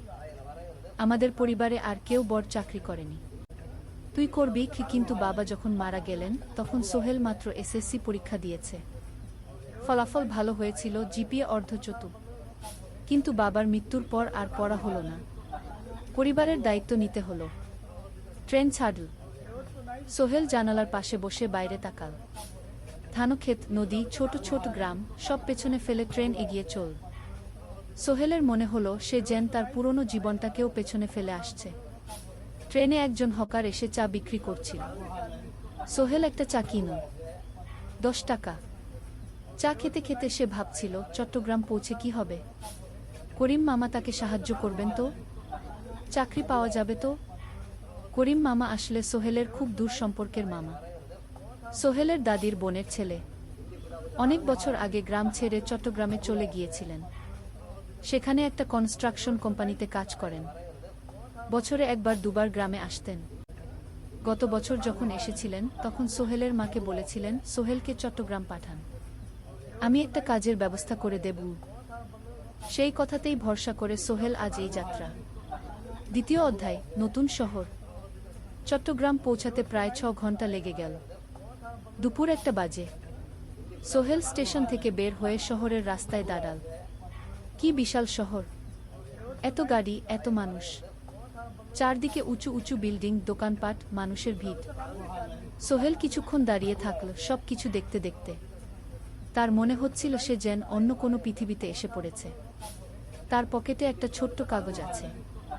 সেখানে লেখা একটা ঠিকানা, করিম মিয়া, বাড়ি নং 23, রোড নং 5, আগ্রাবাদ, চট্টগ্রামকে। সোহেল একটা রিকশা ডাকল। কত নেবেন আগ্রাবাদ যেতে? 50 টাকা গু। সোহেল রিকশায় উঠল। রাস্তার দুধারে দোকান, মার্কেট, অফিস, সব কিছু দেখতে দেখতে সে অবাক হয়ে গেল। এত বড় শহর, এত কিছু! গ্রামের সেই ছোট্ট বাজারের সাথে কোনো তুলনাই হয় না। প্রায় আধা ঘন্টা পর রিকশা একটা পুরনো বাড়ির সামনে থামল। 3 তলা বাড়ি, কিন্তু রং উঠে গেছে। সিঁড়ি দিয়ে উঠে 3য় তলায় করিম মামার ফ্ল্যাটে নক করল। দরজা খুলল এক মধ্যবয়সী মহিলা। কে? আসসালামু আলাইকুম আপা, আমি সোহেল, নোয়াখালীর গ্রাম থেকে এসেছি। করিম মামা বাড়িতে আছেন? মহিলা তাকে মাথা থেকে পা পর্যন্ত দেখল। করিম তো অফিসে গেছে। তুমি কে? কোথা থেকে এসেছ? সোহেল সব খুলে বলল। মহিলা তাকে ভেতরে ঢুকতে দিল। বসো। করিম সন্ধ্যায় ফিরবে গু। ফ্ল্যাটটা ছোট, 2টো রুম, একটা ছোট্ট রান্নাঘর আর একটা বাথরুম। কিন্তু সোহেলের কাছে খুব সুন্দর লাগল। গ্রামের সেই টিনের ঘরের চেয়ে তো অনেক ভালো। মহিলা তার নাম জানাল সালমা, করিম মামার স্ত্রী। তাদের 2টো ছেলে, একজন ক্লাস 8-এ পড়ে, আরেকজন ক্লাস 5-এ। খেয়েছো? সালমা আপা জিজ্ঞেস করল। না আপা গু। অপেক্ষা করো, ভাত আছে, মাছ আছে, খাও। সোহেল প্রথমে রাজি হতে চাইল না, কিন্তু খুব খিদে পেয়েছিল। সকাল থেকে শুধু একটা চা আর বিস্কুট খেয়েছে। খাওয়া দাওয়ার পর সোহেল বসে রইল। সালমা আপা তাকে গল্প করতে লাগল। তোমার মা কেমন আছেন? তোমার বোন? ভালো আছে আপা, মার একটু গেটে বাত আছে, ওষুধ খাচ্ছেন। বোন স্কুলে পড়ে কু। তুমি কি করতে চাও এখানে? চাকরি খুঁজছি আপা, যে কোনো কাজ করব। বাসায় মা আর বোনকে টাকা পাঠাতে হবে। সালমা আপা মাথা নাড়ল। করিম তোমার জন্য কিছু একটা করবে, সে ভালো মানুষ। সারাদিন অপেক্ষা করু সোহেল। সন্ধ্যা 6টায় করিম মামা ফিরলেন। 50-এর কাছাকাছি বয়স, কালো রঙের প্যান্ট শার্ট পরা, হাতে একটা ব্যাগ। আরে সোহেল, কবে এলি? করিম মামা খুশি হয়ে বললেন। আজ সকালে মামা গু। করিম মামা তাকে জড়িয়ে ধরলেন। অনেকদিন পর দেখলাম। কেমন আছিস? ভালো আছি মামা গি। ভালো করেছিস এসে। এখানে অনেক সুযোগ আছে। তোর জন্য একটা কাজের ব্যবস্থা করে দেব। তবে প্রথমে কয়েকদিন এখানে থাক, শহরটা একটু চিনে নে, তারপর কাজে যোগ দিবি। সোহেলের মনে আসার আলো জ্বল। সে ভাবল হয়তো তার ভাগ্য এবার পাল্টাবে। 3য় অধ্যায়, প্রথম চাকরি। 1 সপ্তাহ পরে করিম মামা সোহেলকে তার কোম্পানিতে নিয়ে গেলেন। কোম্পানির নাম আলামিন কনস্ট্রাকশন। অফিসটা শহরের কেন্দ্রে, 5 তলা একটা বিল্ডিংয়ের দোতলায়। মালিক আলী সাহেব, 50-এর কাছাকাছি বয়স, মোটা চেহারা, চোখে সোনার ফ্রেমের চশমা। বড়লোক মানুষ, কিন্তু খুব কড়া। এই ছেলেটাকে কি কাজে লাগাবেন? আলী সাহেব করিম মামাকে জিজ্ঞেস করলেন। স্যার, ও আমার আত্মীয়, গ্রাম থেকে এসেছে, খুব পরিশ্রমী, যে কোনো কাজে লাগাতে পারেন। আলী সাহেব সোহেলের দিকে তাকালেন। তুমি কি পড়েছ? Sir, SSC pass. জিপিএ অর্ধচতু উ। হুম। ভালো। কম্পিউটার চালাতে পারো? না স্যার, পারি না। কিন্তু শিখতে চাই উ। আলী সাহেব একটু ভাবলেন। ঠিক আছে, তোমাকে অফিসের কাজে রাখব। ফাইল গুছানো, চা বানানো, কাগজপত্র নিয়ে যাওয়া, না এসব। মাসে 5,000 টাকা। রাজি আছো? জি স্যার। সোহেল খুশি হয়ে গেল। 5,000 টাকা। রিক্সা চালিয়ে 3,500 পেত। এখানে 5,000। কাজ শুরু হলো পরদিন থেকে। সকাল 8টায় অফিসে যেতে হয়, ফিরতে হয় সন্ধ্যা 7টায়। প্রথম দিন সোহেল ঘুম থেকে উঠল ভোর 5টায়। তৈরি হয়ে 7:30টায় অফিসের উদ্দেশ্যে বের হলো।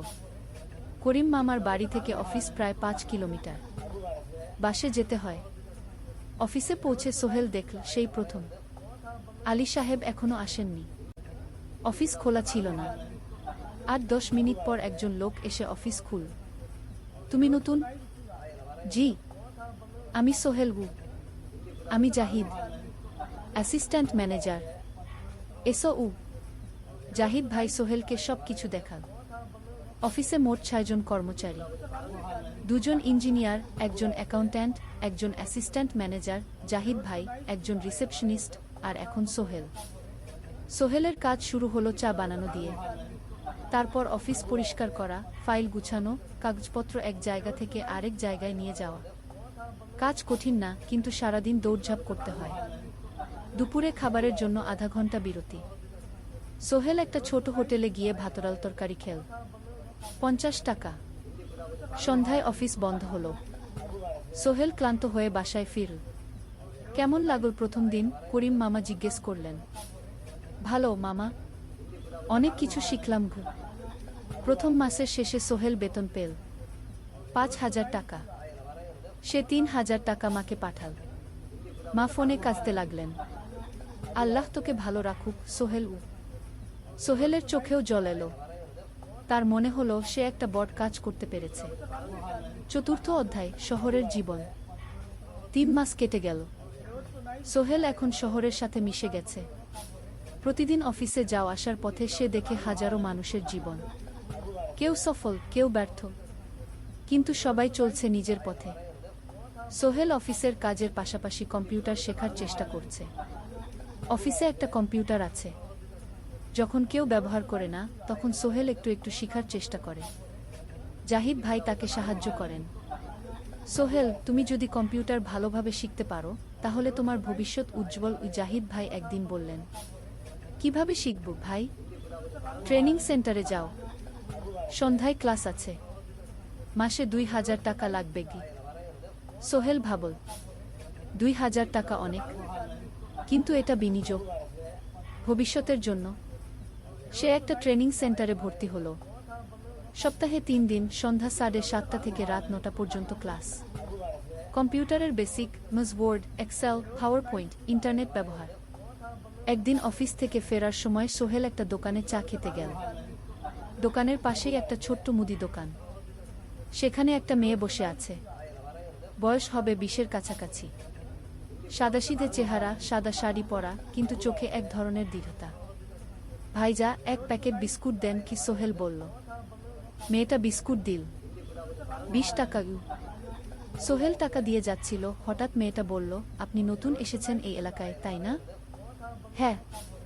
3 মাস হলো। কিভাবে বুঝলেন? আপনার চেহারা দেখেই বোঝা যায়। এখনো গ্রামের ছোঁয়া আছে। আর আপনি প্রতিদিন এই পথ দিয়ে যান। দেখেছি কি? মেয়েটা হাসল। সোহেলও হেসে ফেল। আপনি খুব পর্যবেক্ষক মনে হচ্ছে কি? জীবনে অনেক কিছু দেখেছি, তাই মানুষকে চিনতে শিখেছি গু। আপনার নাম? মিনা। এই দোকান আমার বাবার। উনি অসুস্থ, তাই আমি দেখছি গু। সেদিন থেকে সোহেল প্রায়ই সেই দোকানে যেতে শুরু করল। মিনার সাথে গল্প করত। ধীরে ধীরে তাদের মধ্যে একটা বন্ধুত্ব তৈরি হলো। মিনাও তার জীবনের গল্প বলল। মিনার মা মারা গেছেন যখন সে মাত্র 7 বছরের। বাবা আব্দুল হামিদ একা হাতে মিনাকে বড় করেছেন। মুদি দোকান দিয়ে সংসার চালান। মিনা কলেজে পড়ে, অনার্স 2nd ইয়ার। সকালে কলেজে যায়, দুপুরে ফিরে এসে দোকান সামলায়। বাবার হার্টের সমস্যা আছে, তাই ভারী কাজ করতে পারেন না। তোমার স্বপ্ন কি? একদিন সোহেল জিজ্ঞেস করল।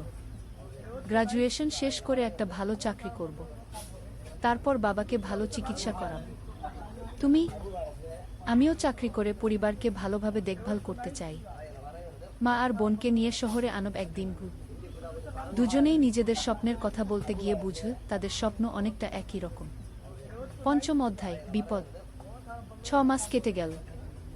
সোহেল এখন আলী সাহেবের খুব প্রিয় কর্মচারী। সে শুধু চা বিস্কুট দেওয়ার কাজই করে না, এখন কম্পিউটারেও কিছু কাজ শিখেছে। ছোটখাটো টাইপিং, ডেটা এন্ট্রি এসব করতে পারে। আলী সাহেব খুশি হয়ে তার বেতন বাড়িয়ে 8,000 টাকা করে দিয়েছেন। একদিন রাতে সোহেল অফিস থেকে ফিরছিল। সেদিন একটু দেরি হয়ে গেছে। রাত প্রায় 9টা। সাধারণত সোহেল সন্ধ্যা 7:30টায় ফিরে, কিন্তু সেদিন অফিসে একটা জরুরি কাজ ছিল। বাস থেকে নেমে সোহেল বাড়ির দিকে হাঁটছিল। হঠাৎ একটা অন্ধকার গলিতে 3 জন লোক তাকে ঘিরে ধরল। তাদের চেহারা দেখেই বোঝা যাচ্ছিল ভালো উদ্দেশ্য নিয়ে আসেনি। টাকা দে, তাড়াতাড়ি, একজন বলল। তার হাতে একটা ছুরি। সোহেল ভয় পেয়ে গেল। ভাই, আমার কাছে খুব কম টাকা আছে, কি যা আছে দে, তাড়াতাড়ি করো। সোহেল কাঁপতে কাঁপতে তার পকেট থেকে 5 টাকা বের করে দিল। এই টাকা দিয়ে সে বাজার করবে ভেবেছিল, কিন্তু ছিনতাইকারীরা সন্তুষ্ট হলো না। শুধু 5 টাকা? তোর ব্যাগে কি আছে? তারা সোহেলের ব্যাগ কেড়ে নিল। ব্যাগে ছিল তার মোবাইল, কম্পিউটার ট্রেনিং সেন্টারের সার্টিফিকেট আর কিছু গুরুত্বপূর্ণ কাগজপত্র। না ভাই, ব্যাগটা ফেরত দেন, ওতে আমার জরুরি জিনিস আছে। মোবাইল নিয়ে নেন, কিন্তু ব্যাগটা দেন। কিন্তু ওরা শুনল না। একজন সোহেলকে জোরে ধাক্কা দিল। সোহেল পড়ে গেল। মাথা রাস্তার কংক্রিটে ধাক্কা লেগে গেল। রক্ত বের হলো। 3 জন দৌড়ে পালিয়ে গেল। কিছুক্ষণ সোহেল অজ্ঞান হয়ে পড়ে রইল। তারপর ধীরে ধীরে জ্ঞান ফিরল। মাথায় প্রচণ্ড ব্যথা। সে উঠে দাঁড়ানোর চেষ্টা করল, কিন্তু মাথা ঘুরছিল। কোনোমতে একটা দেয়াল ধরে দাঁড়াল।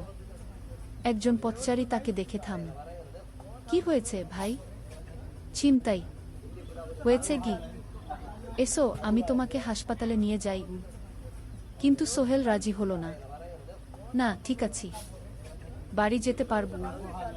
সে কোনোমতে করিম মামার বাড়িতে পৌঁছাল। দরজা খুলেই সালমা আপা চিৎকার করে উঠলেন। ও আল্লাহ, কি হয়েছে? করিম মামা দৌড়ে এলেন। সোহেলকে ভেতরে নিয়ে গেলেন। তার মাথায় জল ঢেলে রক্ত পরিষ্কার করলেন। ক্ষতটা বেশ গভীর। হাসপাতালে যেতে হবে কি? করিম মামা বললেন। তারা একটা অটোরিকশা নিয়ে নিকটস্থ হাসপাতালে গেলেন। ডাক্তার সোহেলের মাথায় 3টা সেলাই দিলেন। বলল, 1 সপ্তাহ বিশ্রাম নিতে হবে, কোনো ভারী কাজ করা যাবে না। হাসপাতাল থেকে ফিরে সোহেল শুয়ে রইল।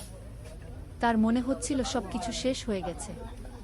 মোবাইল চলে গেছে, গুরুত্বপূর্ণ কাগজপত্র চলে গেছে। এখন 1 সপ্তাহ অফিস করতে পারবে না। পরদিন সকালে করিম মামা আলী সাহেবকে ফোন করে সব জানালেন। আলী সাহেব বললেন, ঠিক আছে, সোহেল ভালো হয়ে এলে আসবে, চিন্তার কিছু নেই। মিনা যখন এই খবর শুনল, সে সন্ধ্যায় সোহেলকে দেখতে এলো করিম মামার বাড়িতে। সাথে এনেছিল কিছু ফল। কি হয়েছিল? মিনা চিন্তিত গলায় জিজ্ঞেস করল। সোহেল সব বলল। মিনা রেগে গেল।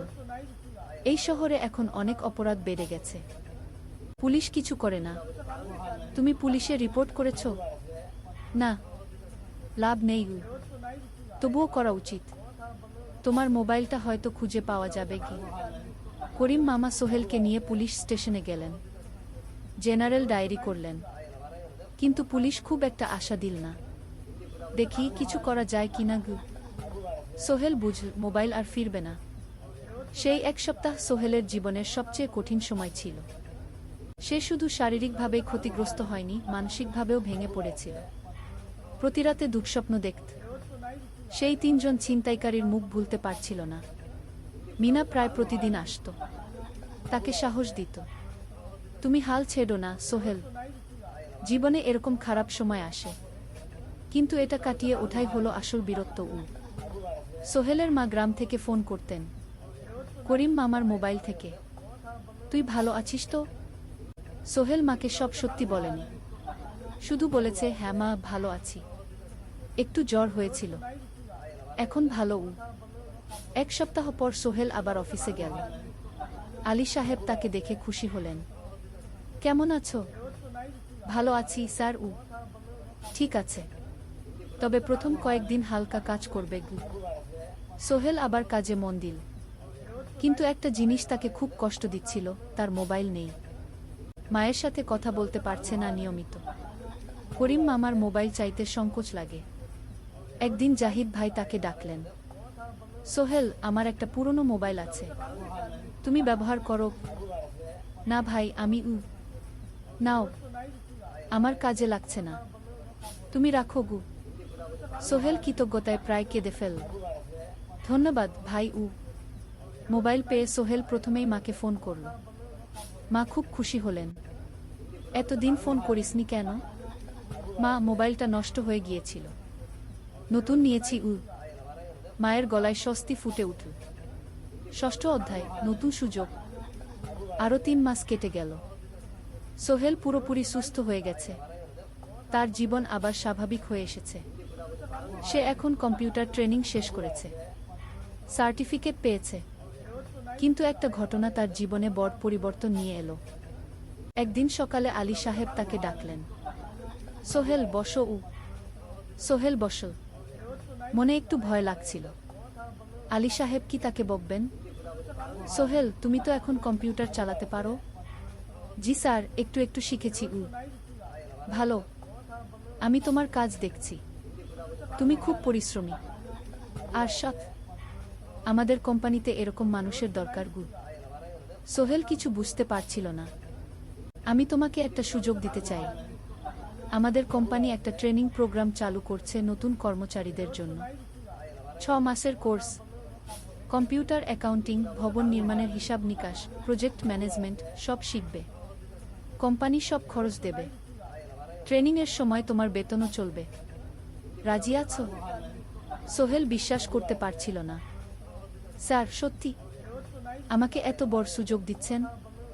হ্যাঁ, তুমি ভালো ছেলে, পরিশ্রমী, আমি তোমাকে এগিয়ে দিতে চাই।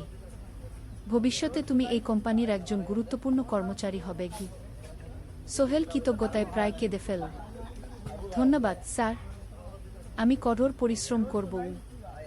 আমি জানি। সেদিন সন্ধ্যায় সোহেল মিনার দোকানে গেল। মিনাকে খবরটা দিল। মিনা খুব খুশি হল, তার চোখে জল এসে গেল। তুমি পারবে সোহেল, আমি জানি। সোহেল তার মা আর বোনকেও ফোন করে খবরটা দিল। মা কাঁদতে লাগলেন। তোর বাবা বেঁচে থাকলে কত খুশি হতো। ট্রেনিং শুরু হলো পরের মাস থেকে। প্রতিদিন সকালে 3 ঘন্টা ক্লাস, তারপর বাকি সময় অফিসের কাজ। ক্লাসে 5 জন নতুন কর্মচারী, সবাই তরুণ, উৎসাহী। শিক্ষক ছিলেন একজন অভিজ্ঞ ইঞ্জিনিয়ার, নাম রহিম স্যার। তিনি খুব ভালোভাবে সব কিছু বুঝাতেন। কম্পিউটার অ্যাকাউন্টিং, এক্সেলে জটিল ক্যালকুলেশন, প্রজেক্টের বাজেট তৈরি, সময় ব্যবস্থাপনা সব। সোহেল পুরো মনোযোগ দিয়ে শিখতে লাগল। সন্ধ্যায় বাড়ি ফিরে প্র্যাকটিস করত। করিম মামার ছেলের কাছ থেকে একটা ল্যাপটপ ধার নিত কখনো কখনো। 6 মাস পরে ট্রেনিং শেষ হলো, সবাই সার্টিফিকেট পেল। আলী সাহেব একটা অনুষ্ঠান করলেন। সোহেল সেরা পারফর্মার হিসেবে একটা বিশেষ পুরস্কার পেল, 5,000 টাকা বোনাস। আলী সাহেব ঘোষণা করলেন, সোহেল, আজ থেকে তুমি আমাদের জুনিয়র অ্যাকাউন্ট অ্যাসিস্ট্যান্ট। তোমার বেতন 15,000 টাকা। সোহেল অবাক হয়ে গেল। 8,000 থেকে 15,000, প্রায় দ্বিগুণ। সেদিন রাতে সোহেল ঘুমাতেই পারল না। খুশিতে, উত্তেজনায় তার চোখে ঘুম নেই। সে ভাবল তার জীবন কিভাবে বদলে যাচ্ছে। 2 বছর আগে যে রিক্সা চালাত, আজ সে একটা নামকরা কোম্পানির অ্যাকাউন্ট অ্যাসিস্ট্যান্ট। 7ম অধ্যায়, প্রেম ও প্রস্তাব। 1.5 বছর হয়ে গেল সোহেলের চট্টগ্রাম আসা। সে এখন একজন সফল যুবক। তার মা গ্রামে খুব খুশি। প্রতি মাসে সোহেল 10,000 টাকা পাঠায়। ছোট বোন ঋতু এখন কলেজে ভর্তি হয়েছে সোহেলের পাঠানো টাকায়। মায়ের চিকিৎসাও ভালোভাবে হচ্ছে। মিনার সাথে সোহেলের সম্পর্ক এখন আর শুধু বন্ধুত্ব নয়, দুজন দুজনকে ভালোবাসে। কিন্তু কেউ কাউকে সরাসরি বলার সাহস পায়নি। প্রতিদিন দেখা হয়, গল্প হয়, কিন্তু সেই একটা কথা বলা হয়ে ওঠে না। একদিন শুক্রবার ছুটির দিন। সোহেল মিনাকে বলল, আজ কি একটু ঘুরতে যাবে? কোথায়? পতেঙ্গা বিচ। তুমি কি কখনো গেছ? না। কিন্তু আমার দোকান গু। শুক্রবার। তোমার বাবা সামলাবে গু। মিনা রাজি হয়ে গেল। দুপুরে দুজনে বাস নিয়ে পতেঙ্গা গেল। সমুদ্র দেখে মিনা অবাক হয়ে গেল। কি সুন্দর! দুজনে বালিতে বসল। ঢেউয়ের শব্দ শুনতে শুনতে গল্প করছিল। হঠাৎ সোহেল বলল, মিনা, তোমার সাথে কিছু বলার ছিল। বলো। সোহেল একটা লম্বা শ্বাস নিল। তুমি জানো আমি তোমাকে ভালোবাসি। মিনা হাসল। তার চোখ ভিজে গেল। জানি। আমিও তোমাকে ভালোবাসি সোহেল গু। সোহেল অবাক হয়ে গেল। সত্যি? হ্যাঁ। অনেকদিন ধরেই জানি। তুমি আমার জীবনে এসে সব কিছু বদলে দিয়েছ। তোমার সাথে থাকলে আমার মনে হয় আমি যে কোনো কিছু করতে পারব। দুজনে কিছুক্ষণ চুপ করে বসে রইল। সমুদ্রের ঢেউ এসে পায়ে লাগছিল। সূর্য পশ্চিমে ঢলে পড়ছে। আকাশ লাল কুমলা হয়ে গেছে। কিন্তু আমার বাবার সাথে কথা বলতে হবে কি? মিনা বলল। আমি তৈরি। যখন বলবে তখন বলবো। পরের সপ্তাহে সোহেল মিনার বাবার সাথে কথা বলল। আব্দুল হামিদ সাহেব প্রথমে একটু দ্বিধা করলেন। তুমি কোনো পরিবারের ছেলে? তোমার বাবা কি করতেন? সোহেল সব সত্যি বলল। তার বাবা ছিলেন স্কুল শিক্ষক। মারা গেছেন 10 বছর আগে। মা গ্রামে থাকেন। ছোট বোন কলেজে পড়ে। তুমি নিজে কি করো? আমি আলামিন কনস্ট্রাকশন কোম্পানিতে জুনিয়র অ্যাকাউন্ট অ্যাসিস্ট্যান্ট। মাসে 15,000 টাকা বেতন। আব্দুল হামিদ সাহেব ভাবলেন। তারপর বললেন, দেখো মিনা আমার একমাত্র সন্তান। তার মা নেই। আমি একা তাকে বড় করেছি। আমি চাই মিনা একজন ভালো ছেলের সাথে বিয়ে হোক। তুমি দেখতে ভালো ছেলে মনে হচ্ছে, কিন্তু আমাকে তোমার মায়ের সাথে দেখা করতে হবে। তোমার পরিবারকে জানতে হবে। জি আঙ্কেল, আমি ব্যবস্থা করছি। সোহেল খুশিতে আটখানা। সে সেদিন রাতেই তার মাকে ফোন করল। মাকে সব বলল। মা প্রথমে অবাক হলেন, তারপর খুশি হলেন। মিনা মেয়েটা কেমন? খুব ভালো মা। তুমি দেখলে পছন্দ করবে কি? ঠিক আছে, আমি আর ঋতু আসছি চট্টগ্রাম। 2 সপ্তাহ পর সোহেলের মা আর বোন চট্টগ্রাম এলো। সোহেল তাদের নিয়ে মিনার বাড়িতে গেল। 2 পরিবার একসাথে বসল। মিনার বাবা সোহেলের মাকে দেখে খুশি হলেন। সোহেলের মা সহজ সরল ভদ্রমহিলা। আপনার ছেলে খুব ভালো। মিনা তাকে পছন্দ করে। আমিও রাজি গো, আব্দুল হামিদ সাহেব বললেন। আমার সোহেল সৎ ছেলে। মিনাকে খুব ভালোবাসে। আমি জানি ও মিনাকে সুখে রাখবে কি? সোহেলের মা বললেন। বিয়ের তারিখ ঠিক হলো 3 মাস পর। এই 3 মাসে সোহেল যথেষ্ট টাকা জমাবে। বিয়ে হবে সাদামাটা কিন্তু সুন্দর। 8ম অধ্যায়, নতুন পথ। 3 মাস কেটে গেল দ্রুত। সোহেল প্রতিদিন কঠোর পরিশ্রম করছিল। অফিসে তার কাজের প্রশংসা হচ্ছে। আলী সাহেব তাকে এখন ছোটখাটো প্রজেক্টের হিসাব দেখতে দিচ্ছেন। সোহেল তার সঞ্চিত টাকা দিয়ে বিয়ের আয়োজন করল। বিয়ে হলো মিনার বাড়ির কাছের একটা কমিউনিটি সেন্টারে। খুব বেশি লোক আসেনি। 2 পরিবারের আত্মীয় স্বজন আর অফিসের কয়েকজন সহকর্মী। কিন্তু অনুষ্ঠান ছিল খুব সুন্দর। সোহেল যখন মিনাকে বিয়ের পোশাকে দেখল, তার মনে হলো পৃথিবীর সবচেয়ে সুন্দর মেয়ে সে। লাল শাড়ি পরা, মুখে হালকা মেকআপ, কিন্তু তার স্বাভাবিক সৌন্দর্য ছিল আসল। বিয়ের পর সোহেল একটা ছোট্ট ফ্ল্যাট ভাড়া নিল। 2 রুমের ফ্ল্যাট, মাসে ভাড়া 5,000 টাকা। মিনা এখনও তার পড়াশোনা চালিয়ে যাচ্ছে। আরও 1 বছর বাকি গ্রাজুয়েশন শেষ হতে। সোহেলের মা আর বোন গ্রামে ফিরে গেল। মা বলে গেলেন, সোহেল, মিনাকে ভালো রাখিস। মেয়েরা অনেক ত্যাগ করে সংসার করতে গু। জানি মা গু। নতুন জীবন শুরু হলো। সোহেল সকালে অফিসে যায়, সন্ধ্যায় ফেরে। মিনা সকালে কলেজে যায়, দুপুরে ফিরে রান্না করে, ঘর গোছায়। সন্ধ্যায় দুজনে একসাথে বসে পড়াশোনা করে, গল্প করে, টিভি দেখে। জীবন সুন্দর ছিল, কিন্তু চ্যালেঞ্জও ছিল। মাসিক খরচ ভাড়া 5,000, বাজার 3,000, বিদ্যুৎ গ্যাস 1,000, মায়ের জন্য 5,000, মিনার কলেজের খরচ 1,200। মোট প্রায় 14,000 টাকা। বাঁচত মাত্র 1,000 খানেক। কিন্তু সোহেল হাল ছাড়ল না। সে সন্ধ্যায় একটা কম্পিউটার ট্রেনিং সেন্টারে পার্ট টাইম পড়ানো শুরু করল। সপ্তাহে 3 দিন 2 ঘন্টা করে। এতে মাসে আরও 3,000 টাকা আসতে লাগল। মিনাও বসে থাকল না। সে বাড়িতে বসে কয়েকজন স্কুলের ছাত্রছাত্রীকে টিউশন পড়াতে শুরু করল। মাসে 2,000 টাকা আয়। এভাবে কেটে গেল 6 মাস। দুজন মিলে পরিবার চালাচ্ছে, স্বপ্ন দেখছে। একদিন সোহেল বলল, মিনা, আমি একটা নতুন স্বপ্ন দেখছি গু। কি? আমি নিজে একটা ছোট্ট কনস্ট্রাকশন কোম্পানি খুলতে চাই। ছোট ছোট প্রজেক্ট নেব, বাড়ি মেরামত, ছোট বিল্ডিং বানানো, এসব। তোমার কি যথেষ্ট অভিজ্ঞতা আছে? আছে। আমি 2 বছর ধরে এই কাজের সাথে জড়িত। অনেক কিছু শিখেছি। আর আলী সাহেবও আমাকে সাহায্য করবেন। কিন্তু টাকা কোথায়? কোম্পানি খুলতে তো অনেক টাকা লাগবে গি। আমি জমাচ্ছি। আরও 1 বছর কাজ করব, তারপর চেষ্টা করব। মিনা তাকে সমর্থন দিল। তুমি পারবে। তোমার মধ্যে সেই শক্তি আছে গি। 9ম অধ্যায়, চ্যালেঞ্জের সময়। কিন্তু ভাগ্য সবসময় অনুকূলে থাকে না। সোহেল যখন স্বপ্ন দেখছিল নিজের কোম্পানি খোলার, তখনই একটা বড় সমস্যা এলো।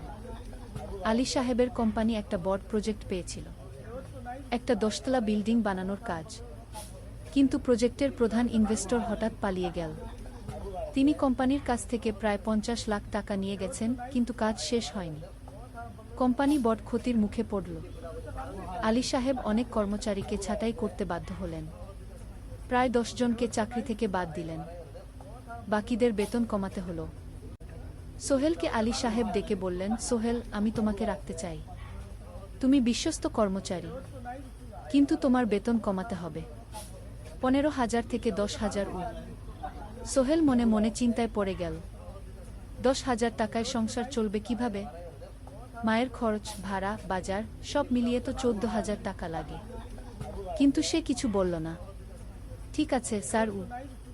বাড়ি ফিরে সোহেল মিনাকে সব বলল। মিনা চিন্তিত হয়ে গেল। এখন কি হবে? চিন্তা করো না, আমি পার্ট টাইম টিউশনির সময় বাড়াব। আর তুমিও বেশি করে টিউশন নাও। কিন্তু আমার তো পড়াশোনাও আছে গি। জানি, কিন্তু এখন এটাই করতে হবে গু। সোহেল সন্ধ্যায় আরও 2টো জায়গায় পার্ট টাইম কাজ খুঁজল। একটা দোকানের সন্ধ্যায় হিসাব দেখার কাজ পেল, মাসে 2,000 টাকা। আরেকটা জায়গায় সপ্তাহান্তে কম্পিউটার রিপেয়ারের কাজ পেল, মাসে 1,500 টাকা। মিনাও 3 জন নতুন স্টুডেন্ট নীল টিউশনে। তার আয় বাড়ল 2,000 থেকে 3,500-এ। কঠিন সময় ছিল। সোহেল সকাল 8টায় অফিসে যেত, সন্ধ্যা 6টায় ফিরত। তারপর একটু বিশ্রাম নিয়ে 7:30টায় বের হতো পার্ট টাইম কাজে। রাত 10টায় বাড়ি ফিরত। রবি সোমবার কম্পিউটার রিপেয়ারের কাজ। মিনাও সকালে কলেজে যেত, দুপুরে ফিরে রান্না করত, তারপর বিকেলে টিউশন পড়াত। রাতে খাওয়া দাওয়ার পর পড়াশোনা করত। দুজনেরই শরীর খারাপ হতে শুরু করল। সোহেল একদিন অফিসে অজ্ঞান হয়ে পড়ে গেল। ডাক্তার দেখাতে নিয়ে গেল। ডাক্তার বলল, অতিরিক্ত পরিশ্রম, শরীরে পুষ্টির অভাব, ঠিকমতো খাচ্ছেন না মনে হচ্ছে গি। সত্যি কথা, খরচ বাঁচাতে সোহেল আর মিনা অনেক সময় কম খেত। মাংস মাছ কিনত সপ্তাহে 1 দিন, বাকি সময় শাকসবজি, ডাল। মিনা সোহেলকে বলল, আর নয় সোহেল, তুমি এভাবে নিজেকে শেষ করে ফেলছ। আমার পড়াশোনা বন্ধ করে দিই, আমি ফুল টাইম চাকরি করি গি। না, সোহেল জোর দিয়ে বলল, তোমার পড়াশোনা বন্ধ হবে না। আরও মাত্র 6 মাস বাকি, তুমি গ্রাজুয়েট হবেই গি। কিন্তু তুমি আমি ঠিক হয়ে যাব, চিন্তা করো না গে। কিন্তু পরিস্থিতি আরও খারাপ হলো যখন সোহেলের মায়ের অসুখ হলো। হার্টের সমস্যা, হাসপাতালে ভর্তি করতে হলো। খরচ 50,000 টাকা। সোহেলের হাতে এত টাকা কোথায়? সে করিম মামার কাছে ধার চাইল। করিম মামা 20,000 টাকা দিলেন। বাকি 30,000 টাকা সোহেল একটা এনজিও থেকে ঋণ নিল। সুদের হার মাসে 2%। মায়ের চিকিৎসা হলো, তিনি সুস্থ হয়ে গেলেন। কিন্তু সোহেল এখন ঋণের বোঝায় পড়ে গেল। প্রতি মাসে ৩,০০০ টাকা করে কিস্তি দিতে হবে। সেই রাতে সোহেল আর মিনা বিছানায় শুয়ে কথা বলছিল। সোহেল বলল, মিনা, আমি মনে হয় ভুল করেছি। শহরে এসে বিয়ে করে তোমাকে কষ্টে ফেলেছি গু। মিনা তার হাত ধরল। না সোহেল, তুমি ভুল করনি। জীবনে এরকম খারাপ সময় আসে, কিন্তু এটা কাটিয়ে ওঠাই হলো আসল শক্তি। আমরা একসাথে আছি, একসাথে থাকব, সব কিছু ঠিক হয়ে যাবে। মিনার কথায় সোহেল একটু সাহস পেল। হ্যাঁ, হাল ছাড়া যাবে না। 10ম অধ্যায়, আলোর দিকে। 3 মাস পরে পরিস্থিতি একটু ভালো হতে শুরু করল। আলী সাহেবের কোম্পানি একটা নতুন প্রজেক্ট পেল, একটা স্কুল বিল্ডিং বানানোর কাজ। কোম্পানি আবার স্থিতিশীল হতে শুরু করল। আলী সাহেব সোহেলকে ডেকে বললেন, সোহেল, আমি তোমার কঠোর পরিশ্রম দেখেছি। খারাপ সময়েও তুমি কোম্পানি ছেড়ে যাওনি। আমি কৃতজ্ঞ। আজ থেকে তোমার বেতন আবার 15,000 টাকা। সোহেল খুশি হয়ে গেল। ধন্যবাদ স্যার। মিনাও গ্রাজুয়েশন শেষ করল, ভালো ফলাফল করল। সে এখন চাকরি খুঁজছে। একদিন মিনা একটা প্রাইভেট স্কুলে শিক্ষিকার ইন্টারভিউ দিতে গেল। ইন্টারভিউ ভালো হলো, তাকে নিয়োগ দেওয়া হলো। বেতন 12,000 টাকা। সেদিন সন্ধ্যায় দুজনে মিলে একটা ছোট্ট পার্টি করল। একটা বিরিয়ানি কিনো, কোমল পানীয় কিনো, দুজনে মিলে খেল। আমরা পেরেছি সোহেল, মিনা বলল। হ্যাঁ, আমরা পেরেছি গু। এখন দুজনের মিলিয়ে আয় 27,000 টাকা। খরচ চালানোর পর প্রায় 10,000 টাকা বাঁচে। সোহেল এই টাকা দিয়ে লোন শোধ করতে শুরু করল। পার্ট টাইম কাজগুলো ছেড়ে দিল, শরীরের যত্ন নেওয়া শুরু করল। আরও 6 মাস পরে সোহেলের কাছে একটা বড় সুযোগ এলো। আলী সাহেব একদিন তাকে ডাকলেন। সোহেল, তুমি কি নিজের ব্যবসা করতে চাও? স্যার, আমি তোমাকে একটা ছোট্ট প্রজেক্ট দিতে চাই, একটা 3 তলা বিল্ডিংয়ের কনস্ট্রাকশন। তুমি ম্যানেজ করবে, আমি শুধু সুপারভাইজ করব। লাভের 50% তোমার গু। সোহেল ভাবল, এটা একটা বড় সুযোগ, কিন্তু ঝুঁকিও আছে। যদি কাজটা ভালোভাবে না হয়? স্যার, আমি চেষ্টা করব, কিন্তু যদি ভুল হয়? ভুল হবে না, আমি তোমার উপর বিশ্বাস রাখছি, তুমি পারবে গু। সোহেল রাজি হয়ে গেল। এই প্রজেক্ট তার জীবনে টার্নিং পয়েন্ট হতে পারে। 11 অধ্যায়, স্বপ্ন পূরণের পথে। পরের 6 মাস সোহেল খুব কঠোর পরিশ্রম করল। প্রজেক্টটা ম্যানেজ করা সহজ ছিল না। শ্রমিক নিয়োগ, ম্যাটেরিয়াল কেনা, কাজের তদারকি, সময়মতো কাজ শেষ করা, সব দায়িত্ব তার। প্রথম 2 মাস খুব চাপের মধ্যে গেল। একদিন একজন শ্রমিক কাজ করতে গিয়ে আহত হলো। সোহেল তাকে হাসপাতালে নিয়ে গেল, তার চিকিৎসার খরচ দিল। এতে প্রজেক্টের বাজেট একটু বাড়ল, কিন্তু সোহেল জানত এটা করা দরকার। আরেকদিন ভুল ম্যাটেরিয়াল ডেলিভারি হলো। সোহেল সেগুলো ফেরত পাঠাল, সঠিক জিনিস আনাল। এতে 3 দিন দেরি হলো, কিন্তু কাজের মান ঠিক রইল। মিনা তাকে সবসময় সাপোর্ট করছিল। সে এখন চাকরিতে স্থিতিশীল। স্কুলের বাচ্চারা তাকে পছন্দ করে। প্রিন্সিপাল তার কাজে খুশি। প্রজেক্ট শেষ হলো 6 মাসে, সময়মতো, বাজেটের মধ্যে। বিল্ডিংয়ের মালিক খুব খুশি হলেন। তিনি আলী সাহেবকে ধন্যবাদ দিলেন। আলী সাহেব বললেন, ধন্যবাদ আমাকে না, এই ছেলেকে দিন। সোহেল পুরো প্রজেক্ট ম্যানেজ করেছে গু। প্রজেক্ট থেকে মোট লাভ হলো 3 লাখ টাকা।